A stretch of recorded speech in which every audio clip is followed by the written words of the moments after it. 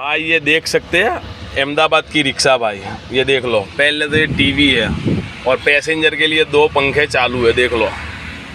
ये देख लो, ये दवाई वगैरह है पैसेंजर के लिए। ये नाश्ता करने का ऑप्शन दे दिया है पैसेंजर के लिए। ये चार्जिंग करने का ऑप्शन दे दिया पैसेंजर को। ये बुक्स है, लाइब्रेरी टाइप है यहाँ पर। ये मीटर आ गया और ये आगे देख लो भाई, ये खोलो तो। हाँ खोलो खोलो, देखो ये टैप है, ऊपर टीवी है। और ये सबसे पहली चीज़ हिंदुस्तान में, सबसे पहली चीज़ रिक्शा के अंदर फ्रिज। ये फ्रिज है बच्चे के लिए, देख लो। और ये सारी सिस्टम अहमदाबाद में आज तक, बल्कि पूरे गुजरात में ऐसी कोई रिक्शा नहीं होगी, कार में भी नहीं है, लेकिन इनकी रिक्शा में देख लो ये पैसेंजर की सुविधा है। बच्चे के लिए दूध वगैरह भी रख सकते हैं।